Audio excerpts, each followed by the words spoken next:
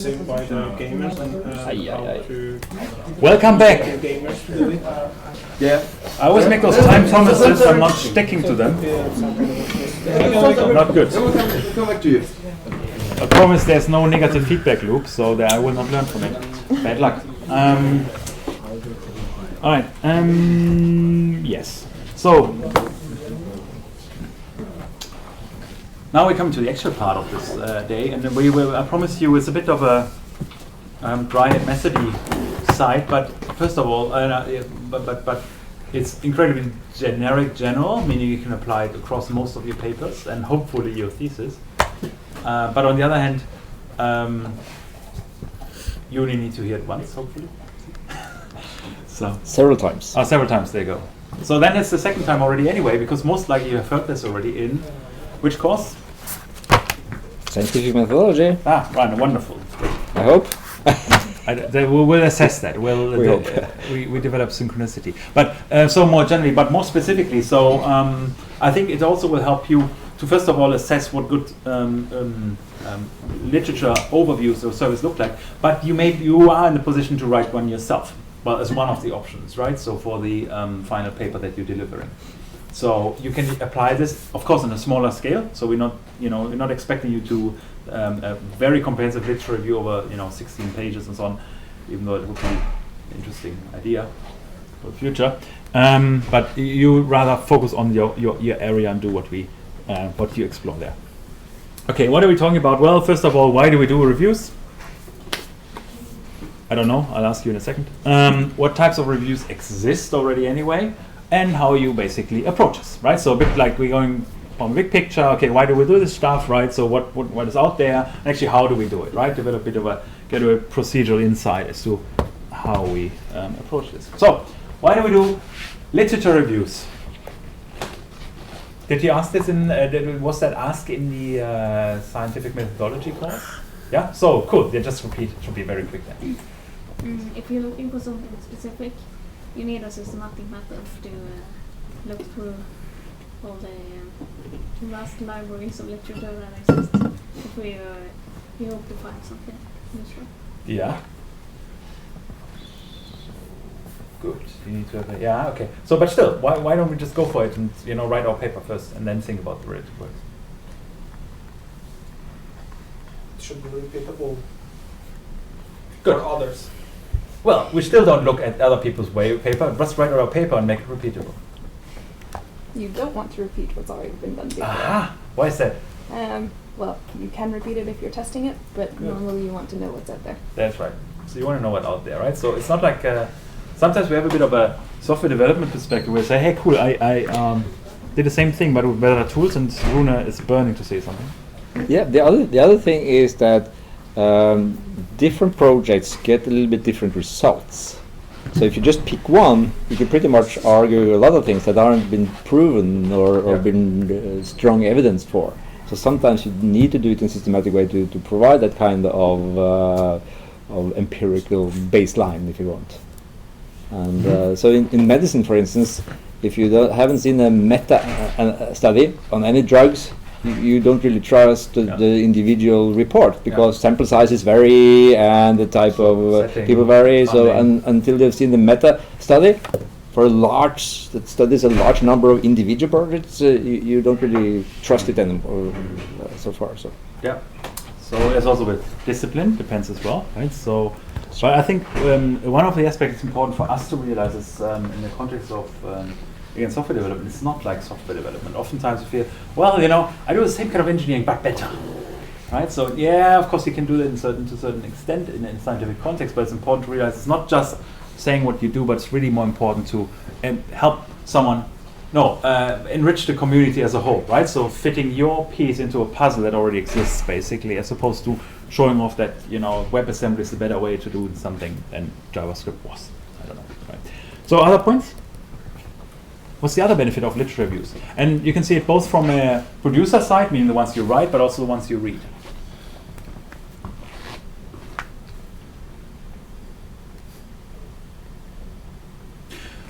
If you starting your own literature review right now, so what would you be looking for? keywords. Your keywords good, right? Any specific types of papers you would be interested in? I would look into some reliable search engines. Yeah, good, very important. Yeah, so you have a bit of a sense for reputation of the database you're using or means of search. Yeah, cool. What else?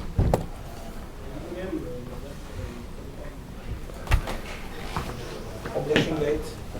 Yeah, good one. Yeah. So why is that relevant? Yeah. Probably if you start with the newest ones, it's easier to find the previous work that they refer to that might be relevant for you more than the new one. Right. So you're kind of drawing that on the chain of contributions, right? So, but the other thing could also be it could be inherently outdated, something you're looking at. So Rune has a comment. I usually start by searching for papers with survey in the title. Aha! Why is that? I want to get the service right away. Aha! You want to get the service right. So why is he doing this? Anyone? And to have some theoretical background, so probably could lead to more results, you know. Or a practical. What do you mean with theoretical background? Now you Uh, put yourself in the corner. Let's see how we get out of this one. Yes. Well, if you put up the survey research, Yeah. then the methodology you use, you need to probably have a bit of a wide perspective if you want to survey the specific area. Then I would look for it if I would have to look at the surveys, then it would be kind of the cross theoretical and practical approach to the subject. I okay. treat it like this. Right. So let's just for the sake of the continuation, I just want to get it clear. Survey and study, two different things, right? So sometimes people use this terms a bit overlapping in the sense that a survey could also be a study, right? So you run a survey, a questionnaire, which is basically in our lingo right now rather a study, right? But when we talk about survey, we mean what?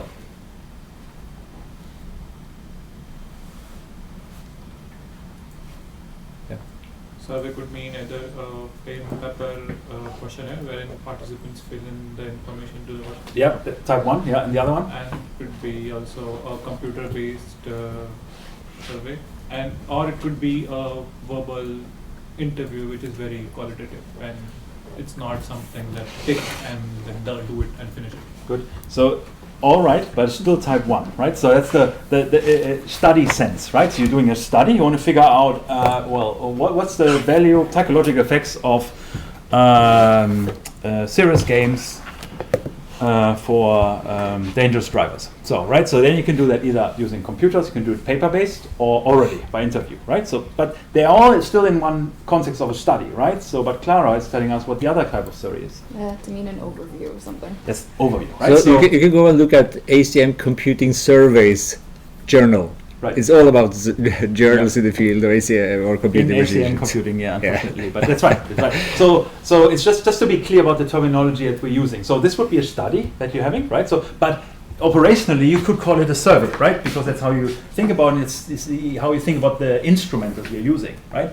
But from a perspective, from a terminological orientation here, we differentiate, consider this a study, and what the overview. As a survey then, right? So just to be clear about this. So coming back to this. So now coming back to Runa's question. Why is he looking for surveys? Who was first? That was a millisecond. Okay, I think he was starting. So just a question, when you say overview, you mean all the literature that has been out there and you just take a brief look at and understand what has been already done, is it? We leave it like this for now, yes, right? But the lecture will be precisely about refining this perspective, but fundamentally, yes. Look what's out there, understand the field, right? How we do it, let's go. But that's the survey sense in the in that we employ when we look at a larger numbers. Runa's nervous, but we get that. So, Kai, you had a point. Yeah, so when you look for a survey, you want to get to know the state of the art, where the field is currently at. Cool. And then to because you have an idea on what's the next step to get an idea what the next steps could be. Yep.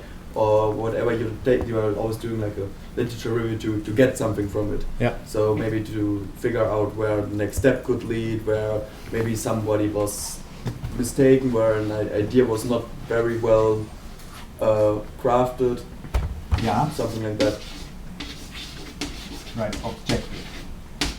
I trained handwriting. That's good, huh? So, objective was a good point. We come back to this, right? So we actually look at it with a certain objective. But fundamentally it's this, right? So you look for refinements in terms of outcomes, right? So you look for gaps. You may also look for different methods that are applied in the field, right? Because if you want to do yet another survey, well, perhaps you can benefit from using the same method with a slightly different question, right?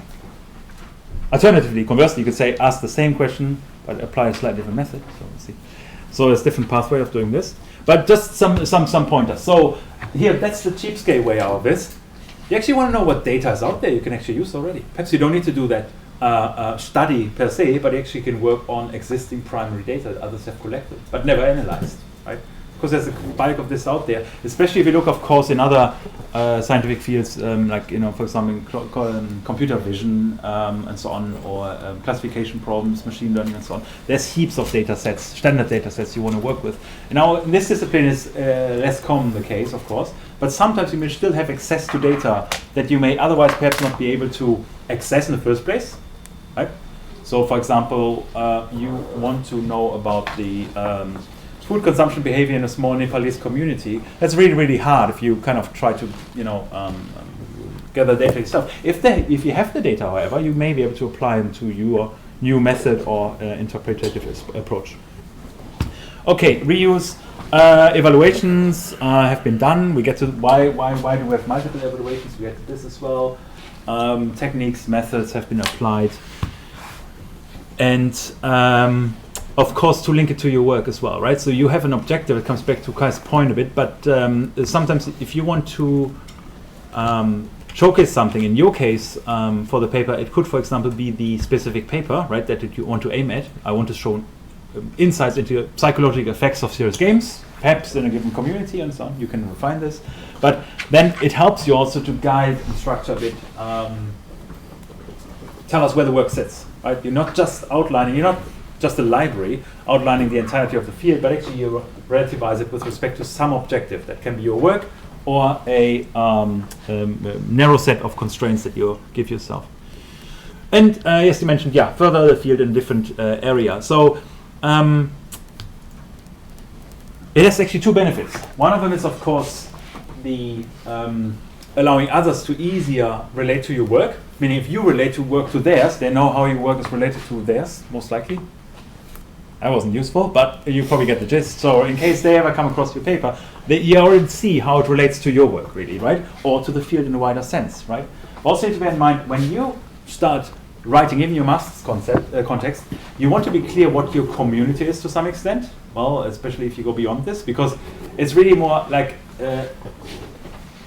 usually communities are kind of, reasonably well-defined clusters of researchers that can, of course, be cross-institutional and global and so on. But you want to know what's happening within this community. That's relevant. You just don't want to juggle between community. Not sure. Am I more on the psychology side, a social psychologist, or am I a serious game guy? Am I the tech guy, or do I do education? I don't know, right? Because especially in this relatively complex kind of field of serious games, which we saw before, both from a historic perspective but also from a content perspective, it's far from unified.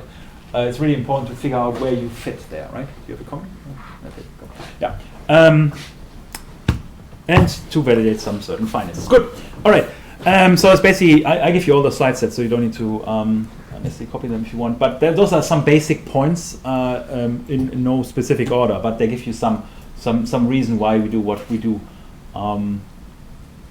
So to some extent, I mean, if you want to draw the link, what do people do in, shouldn't we do this when we work in a in the private sector as well, when we work in a business environment? Shouldn't we do the same thing? Probably should be doing that, but it's like taking up resources and work time, right. where the employees do not work on developing or actually Yeah. reviewing, collecting data, whatever. Yeah. But I think that is like it's done a little bit at the start of a new project, but like not intensively, like in a scientific way of thinking. That's correct. So in the strict sense, you're absolutely right. They're not doing it. In the narrow sense, I agree. They do it. What is it called there? In the private sector, develop a new product. What are you doing? Not sure. If Patenting. Or Sorry? Intellectual property or patenting your product? Or Yes. Okay. That's when things go sideways. That's right. So, but before that, before you patent anything, what do you want to do first? Because even at patent, you need to do that first. Market analysis. That's right. Right. You need to know what your competition is. Right? That's the same here. You don't want to redo something that has been done. You don't want to collect the same data that has already been collected. You want to have contributions to the field that are visible, not just replicating something else. Unless, of course, that's the objective. We get to that in a bit. So think about it a bit like a market analysis and a market research, right? So where do you sit? Who are your competitors in a weak sense? But what class of products are you allocated in? So if you think about it this way, suddenly, cool, yeah, service, that kind of makes sense. It's kind of the equivalent. But of course, you generally don't find the rigidity that you have in market research. UCOR. Different types of service. Are they all the same? Is there only one type? So who thinks there's more than one type of literature service? Only 2 people. Okay, so the rest thinks there's one type of literature service. Right. Okay, out of those 3 people now, how many types of literature service do we have? Or resolve the first part. There's more than one types. So again, open floor again. Not the 3 people. That's not really representative for the class. How many types do we have? Well, how many think we have 2 types? Okay, 5. Right, I'm not getting here anywhere, right? So 3 perhaps? No? Perhaps. Perhaps? Why not 7? It's a lucky number. I like this. 7? No? Oh. Okay. Then some issues in my slides here. Anyway, we're going to see in a sec. Don't worry, you just learn by heart. So, no, we have different types of literature views that we need to deal with. So which ones are those? Well, the most mature student. Yeah, right. You have the informal ones. That's right. Okay.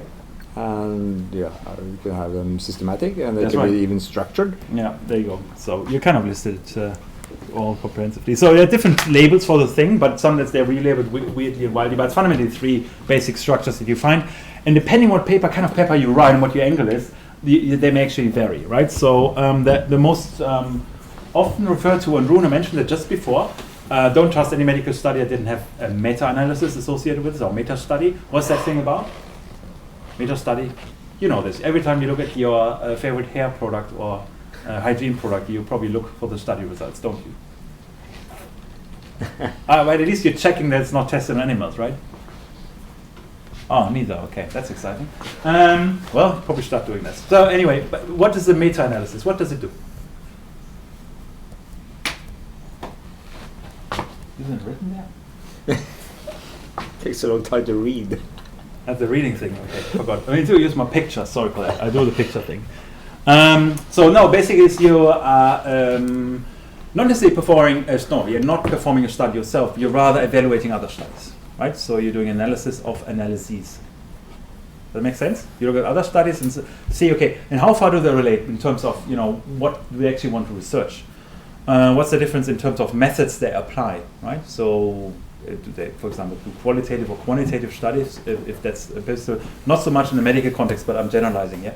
But they ask the same thing about, what the impact of technology on psychological effects in serious games, using a qualitative and quantitative perspective, and see. Do they actually make sense? Do they support each other, right? Or they have different sample sizes, 100 participants, 2. Well, the one with the 2 I probably would immediately filter to get to this. So, but that's fundamentally the idea. The purpose there is to get a more rigid understanding of the findings, right? So you don't just rely on one study. You do this meta analysis and actually explore. Okay, how far can you trust any claim coming out of this, field or no? Not so much the field, but how far can you study the claims coming out of this particular area of research, right? So, in how far, for example, technology can positively influence the use or uptake of serial scales. I don't know, whatever it would be. So you don't just look at one study. Downside here, generally, it applies to quantitative studies. So primarily, that's the reason why it's used in medical field so heavily, right? Because they rely on numerical studies, and the analysis then is of course very unified, very rigid, very algorithmic. But it's generally not favoring qualitative studies, meaning the open-ended surveys, right? If you explore something, so it's a bit of a thing. I think the best known example for its application was actually the replication crisis. How many of you know about this thing? Heard about this thing? Good. It means you're not studying social psychology, because else you would definitely have heard about it. So in around in the early 2010s and the studies from 2015, people got a hunch that we actually need to look more thoroughly in certain areas of research, because there are certain issues with respect to, there were a lot of questions. People start to reproduce individual existing studies as a baseline for their own study that they want to build on, right? So basically you redo and then you continue from there. It's a bit like we do in computer science as well. If you, for example, develop a better algorithm than someone else, you kind of re-implement this algorithm, see if it has roughly the same performance as reported, then you go from there and have, a kick-ass algorithm that is actually faster by 1%. Right. Just ensure it's significantly faster. Anyway, but the problem here was quite a different one. So they actually looked in primarily psychology, right? So clinical psychology, developmental psychology, and in particular social psychology. And what's the finding there? Well, they had this reproducibility project, and the idea is there are 270 people. So I think it's NSF funded, so National Science Foundation, so in the US. 270 researchers actually just took 100 published papers, existing published papers out there in a given field, psychology here, and redid them, all of them. Same number of people, same sample size, same method, same basis, basically just read it. So you can imagine it's a massive undertaking, right? You take 100 papers that have been published there, and people work for years on those papers, especially in the context of psychology, because you want to get it right. So I would, in 2 years, it's probably very sensible, sometimes 5 years for more extended studies, because they usually rely on large samples, large number of participants. So I read it as this thing, and guess what? Only 36% they could reproduce, right? And when we talk about reproducibility, they could reproduce the effects. They could say, well, if you apply this kind of group therapy, your subjects will do better.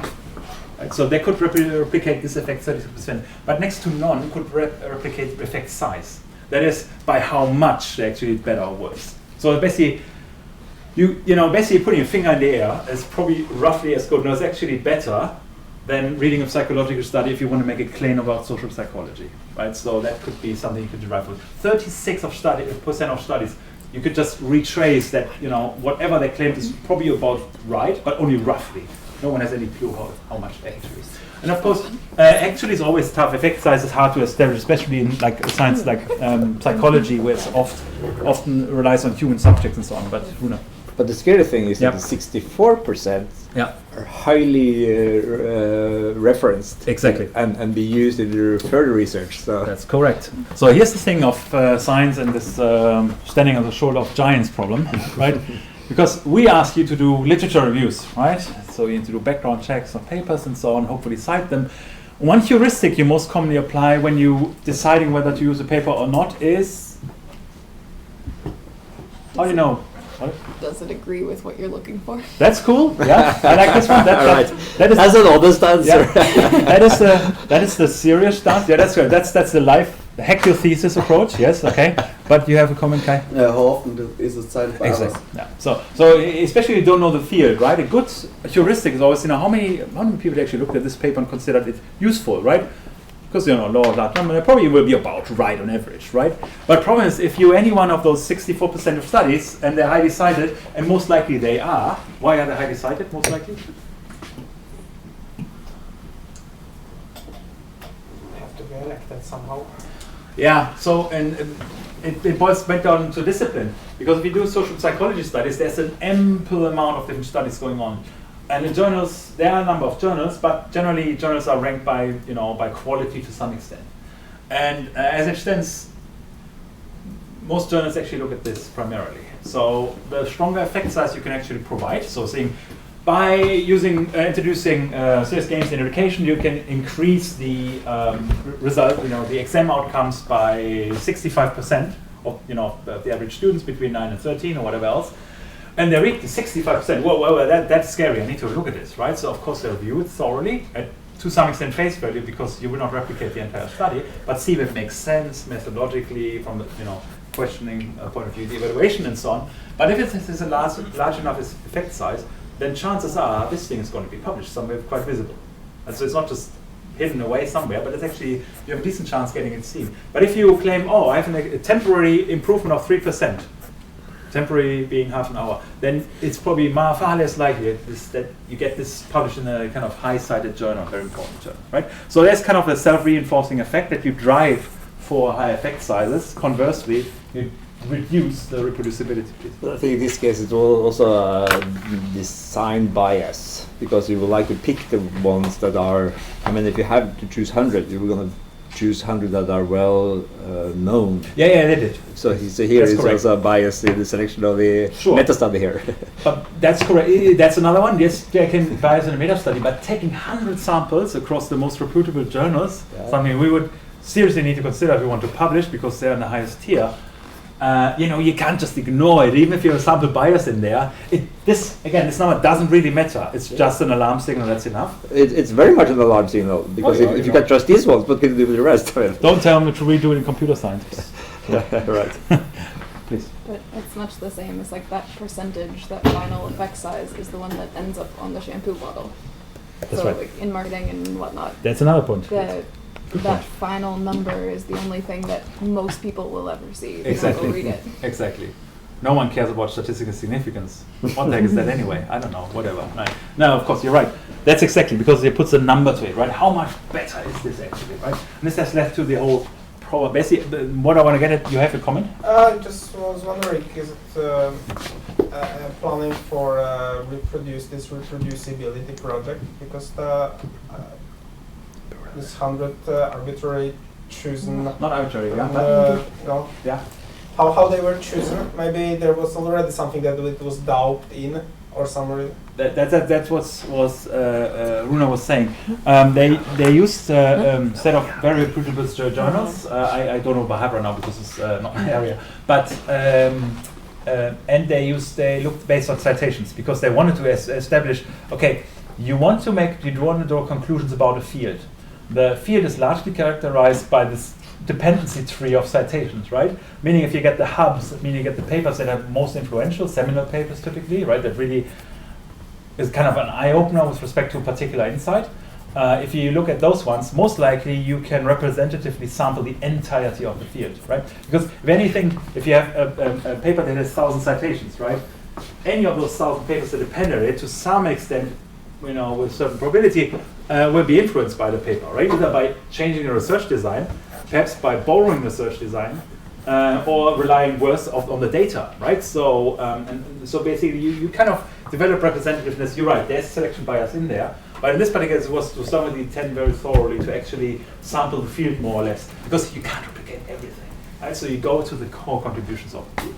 So that's one of the main points there. And they put in doubt it's basically the entire discipline. A lot of research teams, head researchers had to resign and so on. They were really reputable researchers that withdrew from the sphere because they realized, oh damn, we can't really review anything. And a lot of journals were also questioned with respect to their publishing practices. We got away the revision of statistical tests and how far they should be considered, how should be relevant, the p-value discussion that came out of this and so on. So anyway, I don't want to dive too deep into this. It's just an interesting example of a meta-analysis that actually could affect us as well. And any field really, right? So even though we often look at nature studies, meta-analyses with particular focus on health and life sciences, right? So that's quite important to bear in mind. But there's the other one, and that's something you probably want to be more comfortable with. The systematic literature review. So what the heck is that? Let me read this so I can read it to you. What was the systematic literature review? Some of you did it already. Can you share your intuitions, what you think? How you would? Oh, well, have to plan it plan it so you can conduct it systematically. Mhm. So you need some kind of a protocol how to Yeah, very search good. or what to search, Very good. and conduct it and kind of log it under when you're doing it, so it's possible that any other scientist can do exactly the same results Perfect. when using your methods. Yeah, that sounds good. Yeah, exactly, right? So you have a systematic approach of evaluating literature. When do you do this? What's the purpose of this?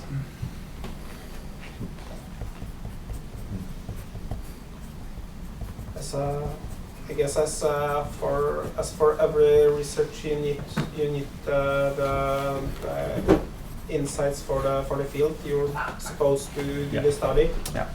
So relevant for your study. Exactly, right? So the idea is to get an initial overview, a snapshot of the field, right? Its contributions, its links, and so on. It's particularly useful if you don't know the field, because you accommodate this by having an objectified and highly standardized approach. That's the key thing about the systematic to serving literature. So it doesn't matter if you look at serious games for health, if you look into mobile devices more generally, or if you're interested in I don't know, you name it, some sort of algorithms for classifications that you want to explore. So as long as you have a systematic approach, you have reproducibility. So meaning if the outcome is wrong, your method is probably okay, right? There, of course, there's always opportunities for biases and refinements. We get to that because it's not easy to do an objectified systematic review. The example is quite straightforward. If you type, for example, serious games and health into Google Scholar, you get a considerable number of results, right? So it could be 100,000 or millions. I wouldn't check that again. But so you will not necessarily review those within this course, ever. But you need to find a way of actually excluding or including certain aspects, right? So that's where you come up, okay, where are systematic algorithmic ways of refining this, right?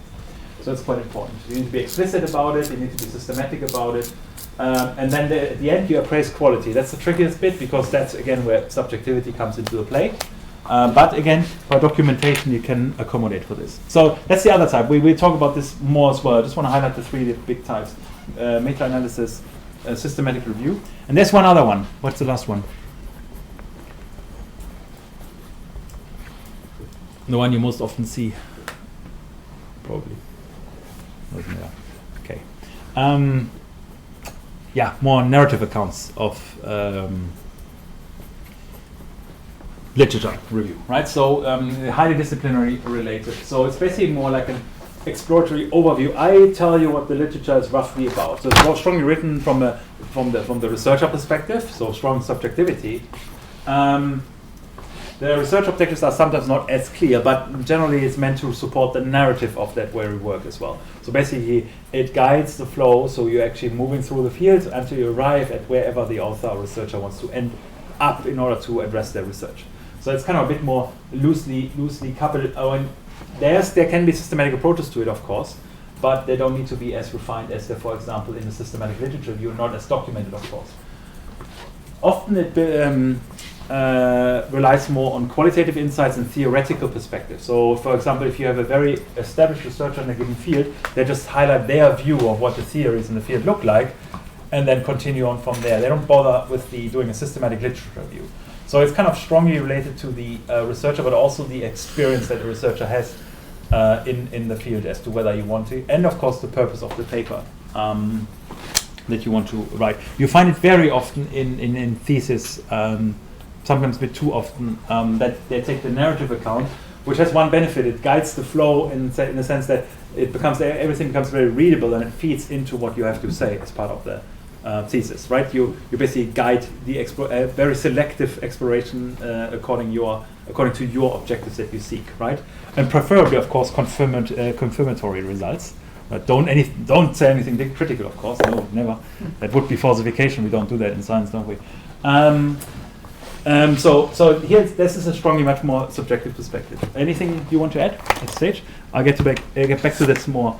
This is again taken from this paper, Home Energy, studies, quite interesting. But the idea is basically, okay, if you organize those 3 basic accounts, so that's good for you as a heuristic where you want to sit and what you want to look at. You can look at them from different perspectives with respect to rigor. So meta-analyses are generally, of course, quantitative, extremely well documented, and extremely algorithmic in their execution, right? Not much approach left and right. In fact, the protocols are already pre-written. In fact, if you go to most journals, they will tell you, yeah, please, if you want to do a meta-analysis, please do it according to the Prisma protocol or Quorum protocol or whatever else. And they've explicitly outlined how you actually do it, meaning you're not in a position anymore to create your own protocol to some extent, but actually you rely on someone else's. That's the rigidity we're dealing with. Bit too much for our case, generally quantitative studies. And then we have systematic reviews, where you actually come up with a protocol more or less, but you're freed from the boundaries of looking only at a specific type of data. You can basically choose the parameters of that study, right? So what kind of authors, years you're interested in, perhaps even journals. Perhaps you only look at particular journals, do a sys review for those ones. Or different methods. So you can constrain this multi-dimensional cube and the search space kind of arbitrary to your liking. And of course, introduce a bit of weights as well. So for example, if you put more emphasis on papers that are rely on a particular method or have larger sample sizes and so on. So you can introduce this here as well. And the last part is basically a narrative review. So that's basically, you ideally should know the field. It's not just hacking your, whatever you want to look up into some sort of databases and Google and take the first 5 papers you feel could be interesting for you. But the idea is that it's more framed around a narrative, a storyline, right, that you want to tell. And that's generally requires a bit more expertise and knowledge of the field. That's the key thing. Yep. So I like this figure, kind of indicating that you could think of it more like a continuous spectrum from the low to the high to the great rigorousness. So whether there are 3 or 5 or 7 or 10, it doesn't really matter because it's a level of granularity differences that we talk about. That's very nice. Yeah, that's right. I mean, this is somewhat very discreet here, but the rest is, especially this one. In fact, I mean, it's quite. I would suggest that it's rather disproportionate in the sense that you have a very narrow, very well-defined, and a sys review here, and then there's the narrative accounts, which is really probably more like an iceberg situation that we actually have here in terms of both in terms of application, but mostly rigidity. So good point you're making here. So we know which one to use now. That's good, right? Do we? So which one? Who of you are going to do a meta-analysis? That's exciting, right? Who of you is doing any sort of literature review for your paper? Probably all. Okay. No, evidently not. So we are now to a sample of 6. That's scary. All right. Okay, I probably failed my. So put it this way: if you want to get a mark above D, you probably need a lit review. So right? Yes. Or E? What do you think? E or better. I mean, if you don't do a literature review, you are going to fail the biddable requirement. So then F basically. That's what he said. F or pass. Okay. So okay. Well, should aim for it. So do a lit review. Yes. Good. Very good sanity check. That's our checkbox that we have now there as well. So but what is negotiable is the rigorousness of that literature review. Exactly. That's a continuum, of course. Well, the mark is a continuum as well. We need to just have it cut off somewhere. That's right. So rigidity. But it's not only this. That's a good point. You could say, hey, actually, if you do a soft one, I actually start with a narrative review. At least I have something, right? If I do something that's a bit harder, I do sys review. And if I really want to push it, I want to get an A, I do meta-analysis. And that will not be the solution, though, because the important thing is, of course, when do you use which one, right? It needs to correspond mostly to the field, right? So how well defined is the field? Good luck finding, for example, quantitative studies for the effect of serious games for dementia in elderly or whatever else, right? So that sys review will perhaps have 2 or 3 studies and so on. That's not really something you want to look for. That's not even something you think will be worthwhile lending further support because the study, anyone can read them on their own. They don't need your sys review for this. So it's really the nature of the field that sometimes demands for it or not. And of course, that's the nature of the data as well. But it's also the purpose of the paper. Is your paper just dedicated to providing this meta-analysis? Is the meta-analysis your contribution? I claim that serious gains lead to a 30% improvement of cognitive ability in the context of education. So if you make this claim, you can substantiate it based on existing surveys, right? Of course, you make that claim, but you use other people's work for that. So if that's your contribution, sure, then you probably will suit it to use a very rigorous method, and of course find the corresponding data. What people will scrutinize then is your method, right? So basically do you actually look at the right papers? You know, how open and closed is your methods perspective and so on. And as soon as you're getting out of the sphere of having quantitative data, meaning qualitative data, you're very quickly in a system lit review, because you will not have the opportunity basically to, compare data directly, right? Do the different encoding.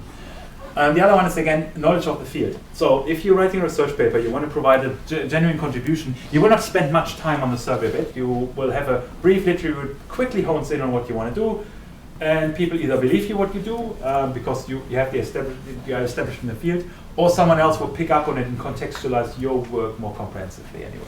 Right? So, and there's two disciplinary traditions. For example, it's very hard to find a systematic literature review in the area of political science. They don't do that much. They're much more the narrative accounts, where they see themselves in a sense of theoretical traditions, for example, schools of thought and so on, in which they develop the narrative. Whereas we are a bit, especially in our MEX setting, because it's so multidisciplinary, we kind of need to see what's out there, because we can't oversee the field in its entirety, right? You don't have a complete mental model of the field of applied computer science and the diversity of pathways that you will take in your thesis perspective. So it's important to outline this. Even your supervisor can't give you all those answers. So there needs to be a mechanism. So this is basically just a repetition of what I just mentioned, right? So, but what I want to look at with more detail is here the systematic literature review. Tomasz gave us a rundown briefly already what you actually need to know in order to do it. You did one before, right? You're an expert, okay. Who did a systematic literature review? Good. Or not good, doesn't matter. But you heard about this, right? So the methods and rundown already? So I can skip over that. That's sad. Who feels they need to hear about this again? Who has not heard about it? No one turn around, so only see who is asleep? Who is awake here? It's really hard to get heuristics here. 0.5, so we throw a dice and see if we talk about it. It could be helpful. I think we should do, well, I don't know. You stop me. Point is, you could also just help me. So what are the aspects you need to consider in a syslit review? Thomas, run down again, please. Search protocol. Protocol somewhere? Good. Sounds good. Yeah, what else? Inclusion, exclusion. Very good. And quality check for what's. So how do you do quality checks? What do you apply when you do this?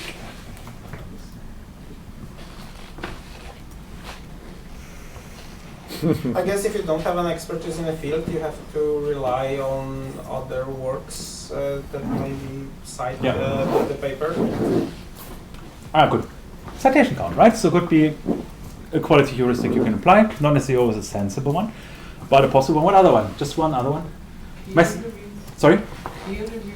Very good. So it's a minimum requirement, for example, right? We say we're only reviewing papers that are peer-reviewed, right? As opposed to tutorials or discussion papers. Yeah, good point. Very good. Or technical reports. Yeah. What is the other metrics? One more, methodological. You look at studies. What do you look for before you believe a study? Studies. Exactly. Don't tell it too loud, else they hear. Okay. Did they hear it? I don't know. Anyone else? But will not? Excluding fertility. Sorry. No, that's all right. So you heard it, right? Sample size. That's the main point, right? So if you have a study and so on, you want to ensure that's more than 8 people, I guess, right? So that's quite important. Thank you. So certain aspects that are very important. So what are involved? The steps? I'll just briefly go down. You saw it before. So we have a purpose, objective. Why are you doing this thing, right? You want to tell something about a certain field or layout of the field, right?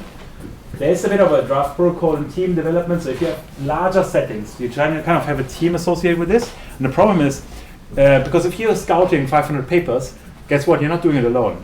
else, unless your master's takes a bit longer and becomes a PhD. But you oftentimes would have in a research setting a team saying, hey, you do those papers, I do those papers. Problem is, people inherently work subjectively, so you need to have a very rigid protocol that says, what is the criteria for inclusion, exclusion, which kind of papers do we look at, which sources do we consider, and so on, right? So then you do the search, the extraction, the quality, and the synthesis in the end, where you write this whole stuff up. I'll briefly talk about the particular letter parts and give you one brief example or a bit of an overview. Looking at those certain aspects. And if you cluster them a bit, you can actually cluster them into 4 different groups. One of them is the planning phase, where you come up with a purpose, what you want to do, develop the protocol where possible. Then there's the selection. That's basically where you do, you have a bit of a pre-selection mechanism that says, for example, I want to look at peer-reviewed papers for certain journals with certain quality and so on, before you then do the actual search. Another aspect is, for example, what kind of keywords you want to use, right? You mentioned that before. And then you're extracting the data, and then you differentiate, for example, based on the nature as either, for example, quantitative or qualitative data, and appraise their quality, as an outcome. So you have kind of 2 quality thresholds, right? One of them is here, up there. The second one is actually more when you look at the results and say, this I include this paper in the discussion as a search review, but it's probably more on the low quality side, right? So there's a multi-level filter. And then you have a bit of a synthesis. Synthesis is basically where you bring all the papers together. Up to here, you just know the papers you have. Here you organize the papers, right? You find, okay, hang on. Those 2 papers actually look at theory, right? Those 2 ones look at results only. Let's cluster them together, right? Then you perhaps see as kind of a substructure as well that you can discuss. I'll go into some of the aspects. In terms of planning, what do we need to look at? Well, who's the audience? Want to know what we're doing. You want to really be clear what you're looking at, right? So, for example, survey of the use of technology in serious games related to elderly healthcare. That's sufficiently refined, so you have a reasonably narrow search space, right? If you look at healthcare and serious games, good luck, right? So we have 4 parameters, right? So we have technology, serious games, elderly, and healthcare, right? So elderly healthcare. Conjunction there. But you want to figure out whom is it for? Well, in our case, guess what? The readers will be Runa and me. I would love to offload the work to him completely, but it's not going to happen. So you need to consider me as well. But in general, what it means is to the average faculty member here, right? So that you want to address. And you write the protocol. Exactly as you said. How does that look like? Well, guess what? There's a protocol. The Prisma protocol, which is used also for systematic literature reviews. Just an example. And it basically gives a meta model basically for the individual steps that are involved, right? So that what you're recording at the end. So you identify that you're going to search Google, Scopus, Science Direct, DBIP, or whatever else, right? Some other databases basically using given keywords or keyword combinations. Then you record. Someone said something about recording. Was it you as well? Being explicit about the recording? Yeah, it's kind of to be repeatable for other scientists. Exactly, right? So you're really clear. I found 59 papers doing this, right? And I removed 2 duplicates, right? Because 2 papers will appear twice, because I looked at Google Scholar, and Scopus, guess what? The papers overlap, right? So you need to do that as well. Then you screen them for relevance, right? So you say, oh, no, peer reviewed, out, right? Don't care. And then you have a set of articles that you consider relevant. And there may other reasons for exclusion that you only see later on. For example, they have a dodgy funding situation going on, or they may, for example, they're potentially retracted, meaning withdrawn again from the publication. So whatever else it sometimes comes up during the study. So it's a bit of an iterative process. And then you have a final set of studies that you actually bring together. I'm borrowing an example from one of our students here that just delivered the master thesis last week. And basically also, based on initial screening criteria, he arrived at 736 basically papers, right? And basically got it down to 27. Right, so by applying all those different filters. So duplication, heaps of duplication. Language filter, he excluded everything other than English, because he was struggling with Finnish. And then the access filter, that was the one he introduced. Well, I don't have access, right? I can't afford access to all those papers if they're behind a paywall and the university library doesn't have access already, right? So you just need to be clear what it means, right? So, and then relevance, that's subjective, of course. Relevance, for example, sometimes you find those titles being, so his titles were very generic. You looked at data and design. And if you put this into Google, good luck, because you appear in material science, you are in design, of course, you are also in computer science somewhere, right? But so he had some relevancy filter. I looked at the domain once the papers come up, because you wouldn't be able to anticipate the domains here, right? It was just, so it was relevancy filter 1 and a second one and so on. I think for quality in this case, and then he ended up with 27 works. So that's the idea there. And if you have a paper like this, you kind of want to have this figure in there as well, or a table or whatever else. So be really explicit. What you have, where you found it. So you actually should break it down for each of them, have an individual row, and then even describe where you found what, which kind of database and so on. So this makes it reproducible, as you say. And it gives you certain flexibility. The thing is that you are in charge. You can pick by, of course, first of all, the sources you use, the keywords you use, but also the filters. So you can say, I only look at certain types of media, or I also include videos, potentially. Sometimes it's okay if it's conference talks. If it's popular science, yeah, I don't know, we need to watch that carefully. But language, methods, the outlets, that means certain journals, for example, if you're interested in. And then collect this thing. That's more like a tip than anything else, a hint. Have an Excel sheet and you collect this stuff. Else you need to go over it again. It's very tedious. So, okay.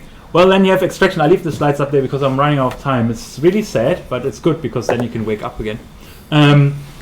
And you extract the actual data based on the nature of the data, the paper types, and so on. And that's something that, for example, the student came up, Morten Stroman came up with. Basically, that's the kind of overview. So you have the paper here, you have certain characteristics, you know, that related to his study of concern, but could be, is it quantitative, is it qualitative, which kind of method does it use, what's the sample size, and so on, all the characteristics you consider, where is it published, and so on. And you can see already that you have an opportunity to identify potential structure. What he did, for example, identify a cluster of categories that fit well together. So suddenly there's a bit of a structure emerging, right? Those are methodological issues, right? So those are in favor of healthcare. Those are in opposition to serious games in healthcare, right? So for example, if you want to structure it, those ones are up to you. That's the creative bit, where you actually juggle, identify the different categories, see how can I organize this so it actually makes sense, right, from a discussion point of view. So that's where we can ask you to be kind of a bit more flexible, right? So you have a certain structure, then you relate within the structure and see if you can find something else. You realize, hang on, all those people actually assume follow a particular theory in health sciences that you suddenly realize, right? And this one is another one or something. Or those ones code according to the MDA model. Those ones describe their models with respect to the WIN model, right? So if you see those structures, that's something where your creativity comes up. No one can anticipate this really. And finally, you write this paper, which is, of course, the objective introduction to field motivation and definitions. The method by which you go forth, straightforward. It's literally this thing I just showed you, the graph, protocol. The results you got, you just report them, and then you describe and analyze them. This is the creative bit, where you really want to see if you see structure or benefits. So this is kind of where you bring it back to what you want to report on, right? So and structure accordingly. I think that's the most creative bit. The rest is rather relatively straightforward engineering, basically. And of course, you provide a insight. Once you looked at this, for example, oh, hang on, this 25 paper report used the MDA model. Those 25 papers use the WIN model, and there's another few papers which I don't know for which I don't know which model they use because it doesn't make sense. This could be a gap because there are gaps in theorization. Meaning perhaps there's another model you could think of that could fit all of those ones, or is it just a gap in reporting that they have and so on, or which opportunities lie from there. You can propose your next meta model of game development based on those identified gaps, right? So it's an example. Or for example, if you look at the field structure and you see that all the studies care with elderly healthcare in domestic settings, well, what about clinical settings? Perhaps there are serious games you could use as well. I'm making stuff up. I'm just giving you ideas. So if you find categories that help you characterize, you can identify gaps that you can look into as a researcher. It's quite helpful.